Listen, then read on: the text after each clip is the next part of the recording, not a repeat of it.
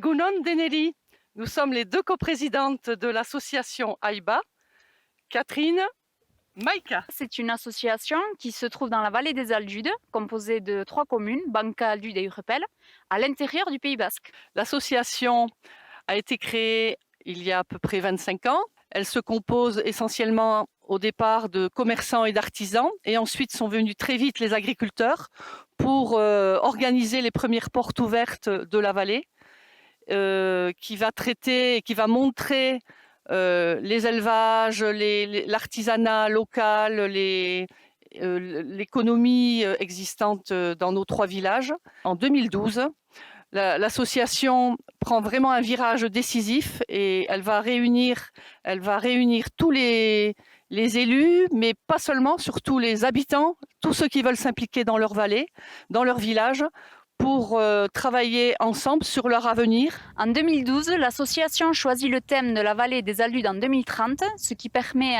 à beaucoup d'habitants de se réunir ensemble, de débattre et de relever une 60aine de sujets, de problématiques qui vont en fait devenir des pistes de travail pour nous. Les maisons vides, avec la réhabilitation et la rénovation de 12 maisons avec les pouvoirs publics. La mobilité, avec la mise en place d'une navette avec l'aide de l'agglomération Pays Basque. Ensuite, l'intégration des nouveaux habitants, avec l'organisation d'un pot d'accueil annuel dans les 3 villages. Le travail, avec le projet d'un tiers-lieu et pépinière d'entreprise sur la commune de Banca. Et un autre thème également, la résilience, avec le projet d'installation d'un maraîcher à Urepel. Si AIBA gagne un des 3 premiers prix, ça nous permettra de pérenniser le poste de l'animateur, Pascal, qui va en fait libérer du temps pour travailler sur les vrais sujets d'AIBA. AIBA, Aldudeko Ibarra Betia Insina. La vallée des Aldudes, toujours de l'avant.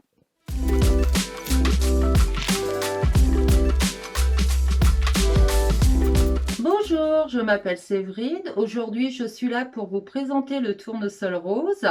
Nous faisons comme action des soins de bien-être pour offrir aux personnes atteintes d'un cancer, n'importe quel cancer.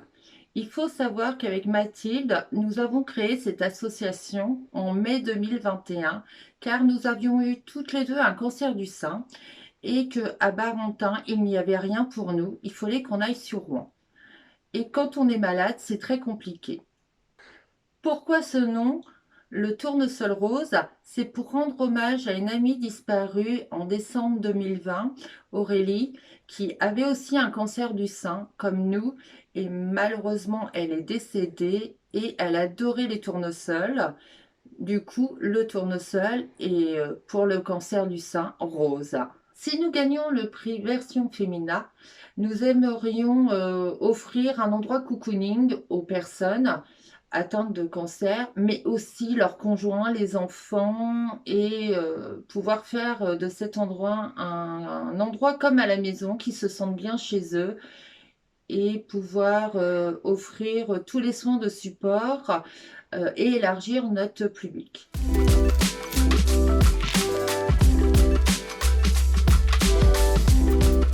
Bonjour, je suis Christine Gourmelaine, je suis l'heureuse présidente de l'association Cheveux Blancs et Rêves Dorés qui est installée sur Amiens et sa métropole. Nous avons créé cette association il y a maintenant presque un peu plus d'une année, elle date d'août 2020. Elle a pour but d'accompagner les personnes de plus de 70 ans domiciliées à Amiens et Amiens Métropole dans un projet de vie, dans un rêve, en fait un petit peu dans le même système que ce qu'il existe pour les enfants malades qui s'appellent les Petits Princes. On est à peu près maintenant une 40aine d'adhérents et nous comptons devenir beaucoup plus grands si c'est possible. Alors pour parler un petit peu plus de l'association, il y a 2 possibilités. C'est ce qu'on appelle les rêves individuels. Donc la personne nous contacte pour l'accompagner dans un rêve qui lui tient à cœur. Je peux vous donner des exemples. Ça peut être aller rechercher de la lingerie dans une boutique, ça peut être aller faire du karting, ou comme on a accompagné Yvette sauter en parachute. Ensuite, nous avons des rêves que nous appelons collectifs. Et ces rêves-là sont plus destinés aux hébergements de personnes âgées. On accompagne les animateurs dans un projet où une majorité de personnes pourraient bénéficier. Ça peut être la création d'une plage, ça peut être un vestiaire solitaire, ça peut être un défilé de mode. On n'est pas drôle, donnez-nous des challenges et on essaye de les relever avec vous. Voilà. Si nous avons la chance de remporter un prix, ce que nous espérons, ça serait vraiment pour relancer cette association sur un point de vue de la communication. Parce qu'on a dû malheureusement arrêter notre site internet qui commence à nous coûter un petit peu. Et comme on voulait privilégier les rêves de nos bénéficiaires, on a fait un choix. Voilà, en tout cas, nous y croyons très très fort et on compte sur vous pour nous soutenir dans cette belle aventure. Et comme disait Mère Teresa, ne rêve pas ta vie, mais vis tes rêves. Merci.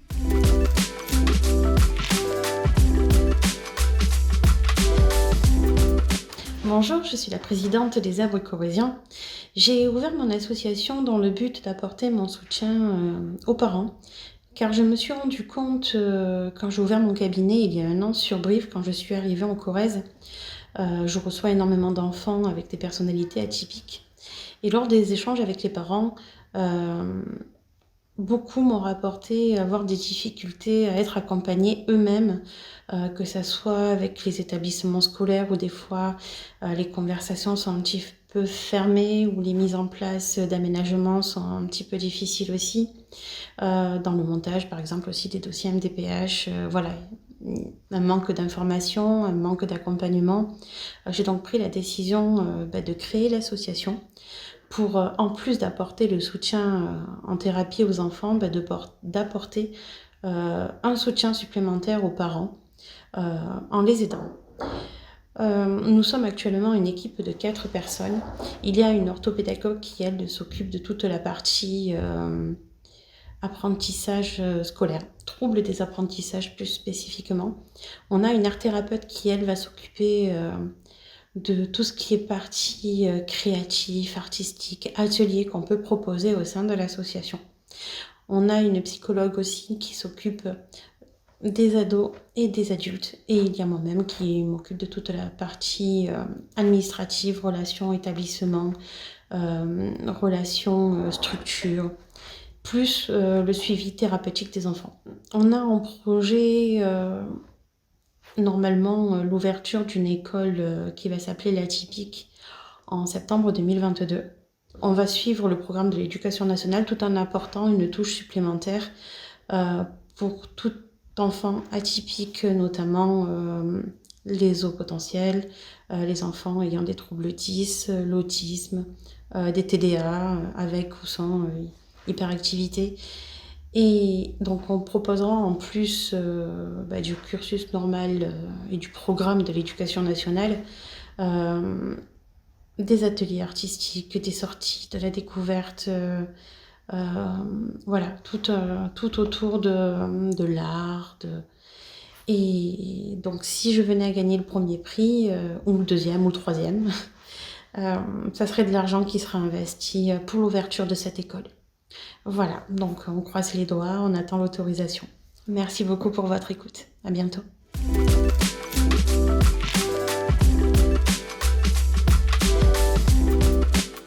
J'ai créé l'association Le Phare des Deux Pôles car en 1999, je suis tombée malade et je suis devenue ce qu'on appelait à l'époque maniaco-dépressive, soit bipolaire. Les bénéficiaires de mon association sont les personnes qui, comme moi, souffrent de troubles bipolaires.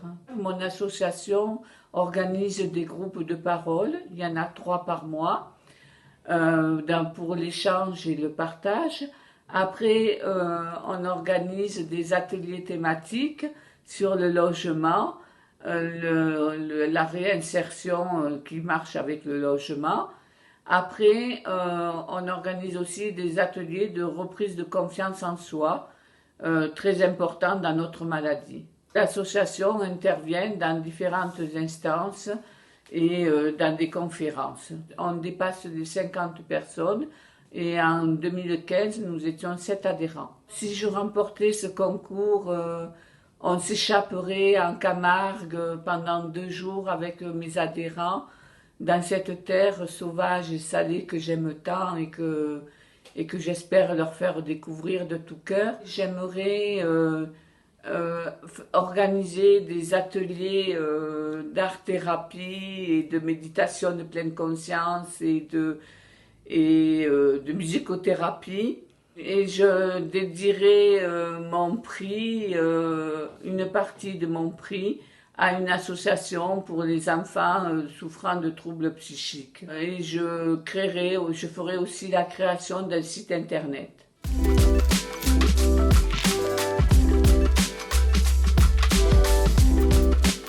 Bonjour à tous, je me présente, je suis Émilie, présidente de l'association Madikadabra et je suis également l'heureuse maman de 4 enfants, dont Madi. Alors Madi, c'est qui? C'est ma fille, ma petite dernière, qui s'est battue pendant 2 années contre un cancer. Elle a été en soins palliatifs depuis mai 2020 et durant cette période, nous avons pu profiter d'une séance photo offerte par une photographe bénévole, Anaëlle. Et c'est un petit peu grâce à elle et grâce au personnel hospitalier du CHU de Dijon que j'ai décidé de créer cette association. Une association qui a pour but de capturer la vie et de créer des souvenirs par la photo pour des familles dont les enfants sont atteints de cancer ou de maladies graves. Donc l'association, comment elle est gérée au quotidien? Tout simplement, nous avons actuellement 150 adhérents partout en France. Nous avons également une dizaine de bénévoles actifs qui nous aident dans nos actions, dans nos projets. Et on a, sans qui honnêtement rien ne serait possible, une dizaine de photographes bénévoles professionnels qui réalisent les séances photos pour ces familles.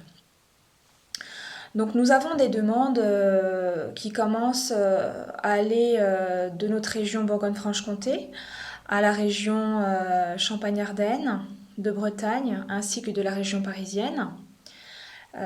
Notre association a capturé la vie d'à peu près 7 familles, donc partout en France, et nous réalisons également des colis à destination des services pédiatriques avec à l'intérieur des coloriages, des gourmandises, du petit matériel médical, donc que ce soit pansement rigolo, pilulier, calot, page de gastrostomie, petite attache tubulure pour les sondes nasogastriques par exemple. Donc nos colis s'adressent non seulement aux enfants, mais aux familles et également au personnel hospitalier parce qu'on ne les oublie pas. On crée aussi des trousses de première nécessité. Donc c'est en cas d'hospitalisation imprévue. Donc ces trousses seront données aux parents et aux enfants, à l'enfant malade, en tout cas hospitalisé, avec à l'intérieur du gel douche, du shampoing, des lingettes, dentifrice, brosse à dents. Tout le nécessaire en cas d'hospitalisation imprévue. Si jamais on avait la chance d'être dans les 3 premiers, ça nous aiderait énormément pour nos actions, nos projets futurs, d'agrandir, de vraiment s'orienter sur toute la France, car il y a des demandes, de pouvoir offrir en plus des photos sur clé ou galerie aux familles, des tirages photos, des coffrets photos, des tirages sur tableau. Nous pourrions également réfléchir à une exposition permanente photos avec les photos prises lors des séances, avec l'autorisation bien sûr des familles. Donc je n'ai qu'une chose à dire, nous sommes fiers de pouvoir concourir pour cette année.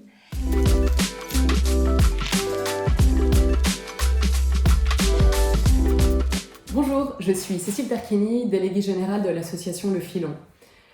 Le Filon, quand il naît début 2017, il existe encore trop peu de structures d'hébergement non mixtes dédiées aux femmes en situation de grande précarité. Il existe une précarité sociale et économique qui touche un nombre grandissant de personnes, de tous les genres bien évidemment. Et cette précarité, elle exclut, elle invisibilise. C'est le double de personnes sans domicile selon une étude de la Fondation Abbé Pierre en 8 ans, donc c'est énorme. Et la part des femmes, elle grandit, elle est de plus en plus importante. Les femmes qu'on accueille, donc, ce sont des femmes qui sont en situation de rue, qui sont en hébergement, qui sont en hébergement de manière plus ou moins précaire, donc les hébergements aussi des structures sociales. Et puis, ce sont des femmes qui sont aussi hébergées chez des tiers. Donc ça, c'est quelque chose qu'on voit de plus en plus. Nous, on propose un lieu ressource en journée, donc c'est un accueil de jour. C'est un lieu ce sont des lieux qui sont extrêmement importants, justement, pour pouvoir venir s'exprimer librement, pour pouvoir se sentir en sécurité, pour pouvoir rompre avec l'isolement, donc venir créer du lien, et puis après avancer dans des démarches illustratives avec les travailleurs sociaux, dans des démarches quelles qu'elles soient. Donc on ne devance pas les besoins, on laisse venir, c'est vraiment selon le temps et les besoins de chacune. On est ouvert tous les jours, sauf le mercredi, de 11h à 17h. On sert un petit déjeuner. Ensuite, il y a le moment du déjeuner qui est toujours extrêmement important et qui est un grand moment parce que c'est un moment de partage.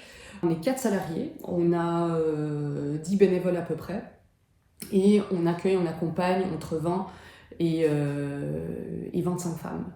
On a aussi beaucoup d'activités qu'on met en place parce qu'on pense que c'est par le collectif que la parole peut se libérer. Elles ont beaucoup de choses à dire et c'est une parole qu'on n'entend pas. Les soutiens financiers sont extrêmement importants pour nous parce que ils nous permettent de vivre et puis de voir plus loin, de pouvoir accueillir plus de monde si l'équipe salariée réussit à grandir.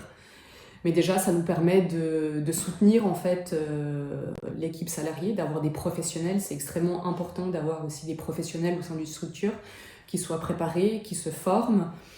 Ça permet d'avoir un accompagnement social derrière qui est adapté. Voilà. Et puis après, on a bien évidemment plein de frais de fonctionnement.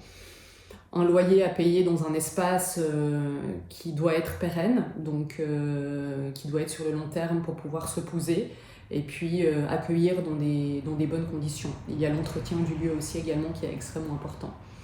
Merci.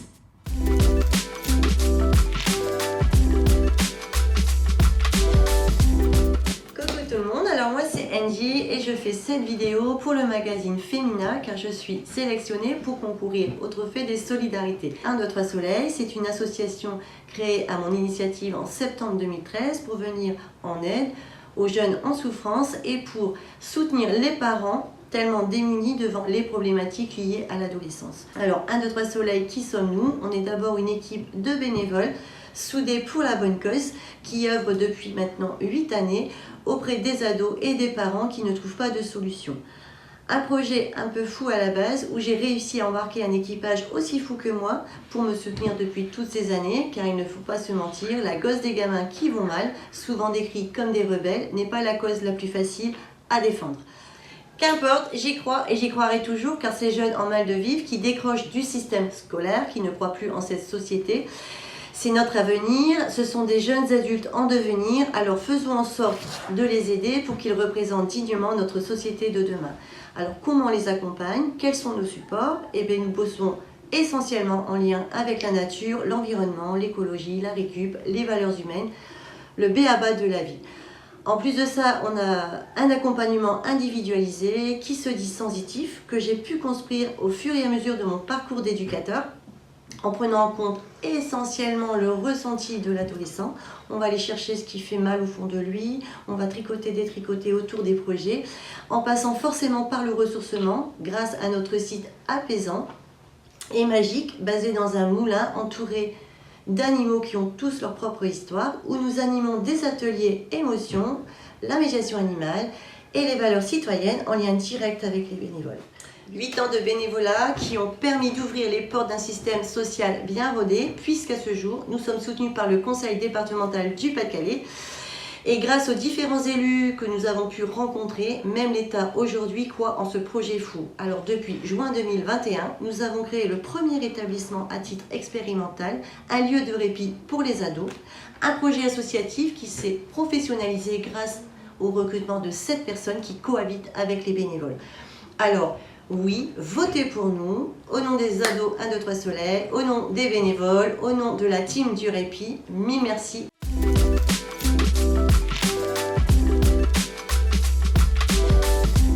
Le pied à l'étrier est né d'une passion et d'un constat. L'usage du numérique est devenu une nécessité pour tous. Cependant, tout le monde n'y a pas accès. C'est pourquoi, en 2016, avec un collectif de bénévoles, nous avons décidé de faire du numérique un lien social et intergénérationnel. Notre association est composée d'une 60aine de membres venant de tous les métiers. Une dizaine de membres actifs animent nos ateliers destinés à tous les âges et tous les publics.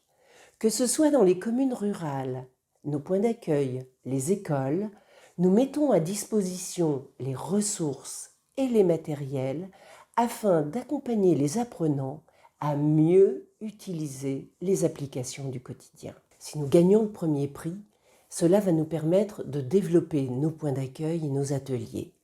Un point d'accueil, c'est un concept écologique, économique, social et solidaire. Nous récupérons des ordinateurs, nous les réparons en mettant en immersion des jeunes qui découvrent ainsi un métier. Ensuite, nous les accompagnons, nous les préparons pour réaliser des ateliers afin de développer nos activités.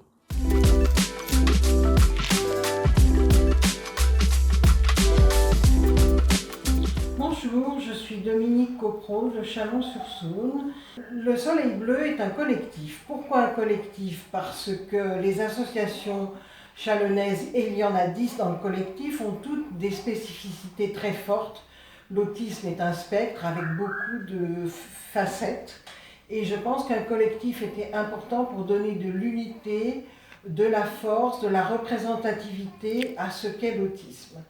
Je suis venue à l'autisme parce que j'ai un petit-fils, Valentin, qui est atteint de TSA et ça m'a beaucoup touchée, ça a ravivé des blessures, bien sûr, mais ça m'a donné une force de guerrière que j'ai du mal des fois à maîtriser. Voilà.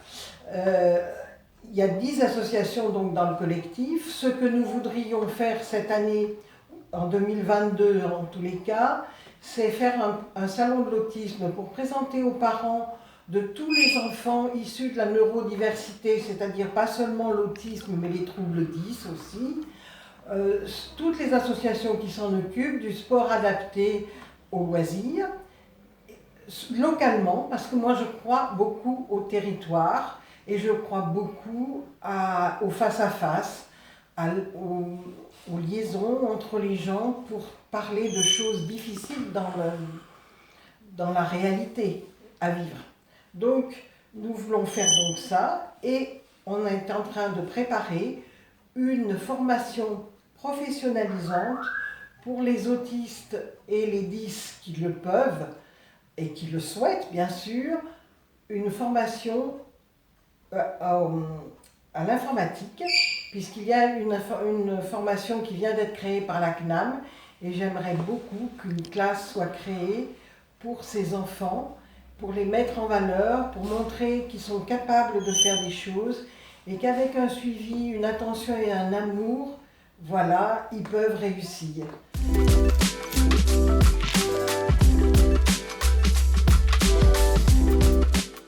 La Vie en Rose, qui mène des projets autour du sport santé, donc au bénéfice d'enfants, d'adolescents, d'adultes touchés par la maladie, mais aussi ceux qui sont en bonne santé et à qui il faut donner ou redonner le goût de l'activité physique comme prévention de la maladie. Nous étions 4 au début, aujourd'hui nous sommes une vingtaine de personnes, dont des médecins et des bénévoles. Nous menons 3 projets. Le premier projet, donc, qui est abouti, c'est Opération Butin de Santé. L'idée était d'introduire le sport à l'hôpital, du sport adapté à l'hôpital, en faveur des enfants hospitalisés en oncopédiatrie du CHRU de Brest. Également les guider vers le choix d'une activité physique ou d'un sport à la sortie de l'hôpital. Le deuxième projet, c'est la Bonne Échappée. Donc, c'est un Tour de France à vélo qui aura lieu en juin 2022 et qui concerne des centaines d'adolescents, donc des collégiens et des lycéens, qui seront sensibilisés aux bienfaits de l'activité physique et également à la solidarité, parce qu'ils mèneront des actions et le résultat de ces actions iront vers les enfants et les adolescents touchés par la maladie. Le troisième projet, ce sont les moments roses. Les moments roses Aujourd'hui, le sport fait l'objet d'une prescription médicale, donc dans certaines pathologies, mais non remboursée par la sécurité sociale. Donc peu de gens réalisent cette prescription et ne savent pas vers qui se diriger. Donc nous souhaitons combler ce vide thérapeutique en proposant de réaliser et financer l'ordonnance avec une équipe de coachs diplômés en activité physique adaptée, en allant au plus proche des gens et en créant des moments de convivialité autour de l'activité physique pour les rendre aussi autonomes dans la pratique du sport. Si nous devions remporter l'un des prix, donc la somme serait affectée en totalité au Moment Rose, donc pour permettre le financement des coachs pour le sport adapté. Donc en soutenant ce projet, c'est permettre aussi à de nombreuses personnes d'être acteurs de leur guérison par le sport et les aider à réaliser qu'ils ont un levier et pas des moindres, donc c'est de bouger pour aller mieux. Donc nous souhaiterions aussi que ce projet fasse des émules dans d'autres régions pour que le maximum de personnes puissent voir la vie en rose.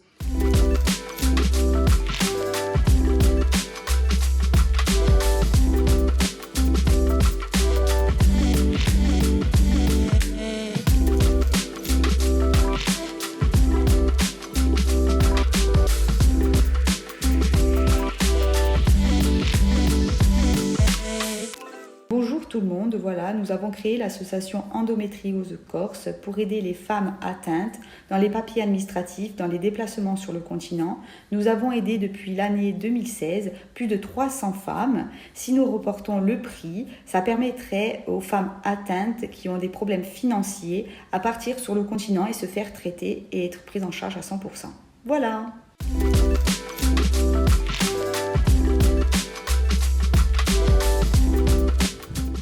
Bonjour à toutes et à tous, je m'appelle Fabienne Barthes. Je m'adresse à vous en tant que présidente de l'association Les Semeuses d'Étoiles. Cette association est toute jeune et elle a vu le jour dans mon petit paradis en janvier de cette année. Depuis 2012, je n'ai pas eu un parcours de santé de tout repos. Croyez-moi que la création de cette association relève d'un défi personnel et d'un besoin de dire merci à la vie. Merci au personnel soignant. Nous sommes 7 femmes aux personnalités bien différentes, mais avec le but commun d'œuvrer dans le bénévolat pour les personnes en précarité et touchées par la maladie. Si mon sourire, mon parcours de Winner Girl, par ma force, ma détermination et mon courage, arriveront à persuader les membres du jury, nous serions heureuses d'engager cette somme pour réaliser une soirée caritative pour un jeune garçon muet et handicapé au printemps 2023. Et de plus, gâter les plus démunis en organisant une maraude au milieu du marché de Noël de Strasbourg. Merci pour votre écoute, prenez bien soin de vous et je vous dis à bientôt.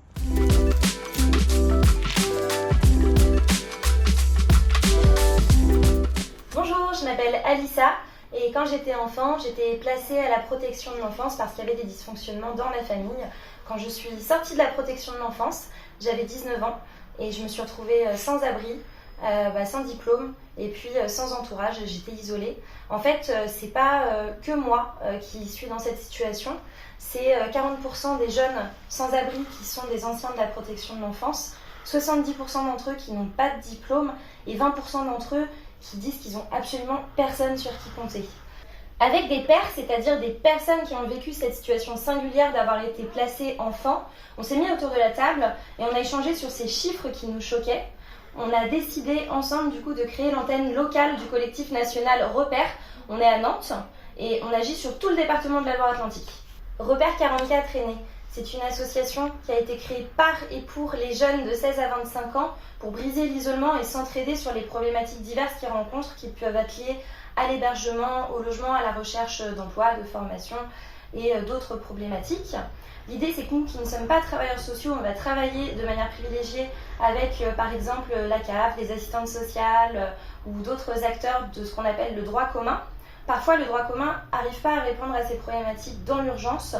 Donc, c'est nous qui prenons le relais et pour ça, on a un fonds d'entraide et de solidarité qu'on peut mobiliser pour dépanner des nuitées d'hôtel, payer des vêtements, de la nourriture. C'est hors de question pour nous qu'un jeune dorme dehors ne puisse pas s'habiller ou bien qu'il ne puisse pas prendre les transports en commun. On a aussi un réseau d'hébergeurs solidaires, ils sont 12 aujourd'hui. L'association Repère 44, elle existe depuis 1 an et demi. En ce temps-là, on a pu rencontrer 80 jeunes qu'on a accompagnés. On a organisé une vingtaine de repas d'entraide. On a rencontré une quinzaine d'établissements de la protection de l'enfance pour agir en amont de la sortie des jeunes. On sensibilise les éducateurs, les équipes éducatives à cette marche en fait qui est très haute entre le dedans de l'institution et le dehors de la vie autonome adulte. Si on remporte le prix Solidarité version Femina, on pourra déployer davantage nos actions dans tout le département de Loire-Atlantique et notamment dans le milieu rural où les jeunes sont d'autant plus isolés. On pourra aussi avoir accès à des avocats médiateurs pour les situations les plus graves où les jeunes souhaiteraient être reconnus dans la souffrance qu'ils ont subie étant enfants.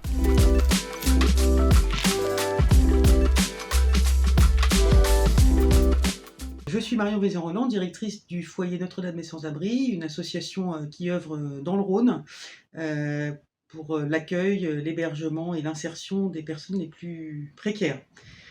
Comme directrice, je supervise l'ensemble des activités de l'association. C'est une association qui existe depuis 70 ans, qui s'est donnée comme mission accueillir, héberger, accompagner, insérer. Donc un large panel d'activités qui vont de l'hébergement d'urgence au logement accompagné et à l'insertion professionnelle. Au service de ces missions, il y a 300 salariés, plus de 1000 bénévoles qui œuvrent au quotidien pour l'accueil, l'hébergement et l'accompagnement des personnes que nous accueillons. C'est plus de 6500 personnes que le foyer rencontre, accompagne sur le territoire. Il s'agit à la fois de proposer un toit, un hébergement en urgence, parfois une trajectoire d'hébergement vers le logement. Il s'agit de proposer un accompagnement vers et dans l'emploi, que ce soit par le biais des ateliers d'insertion ou par un accompagnement direct dans l'emploi de droit commun.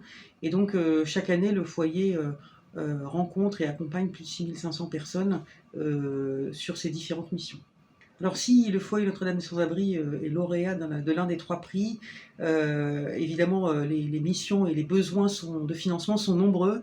Il me semble que l'un de ceux que pourrait financer ce prix, c'est d'offrir aux familles que nous hébergeons, à leurs enfants, un temps à part, un temps de vacances, un temps libéré des préoccupations du quotidien, des préoccupations liées aux démarches administratives, aux questions de scolarisation, aux questions d'alimentation, de recherche d'emploi, de régularisation, un temps un peu à part, un vrai temps de vacances où on peut passer du temps avec sa famille, avec ses enfants et être un petit peu libéré de ces contraintes et de ces préoccupations-là.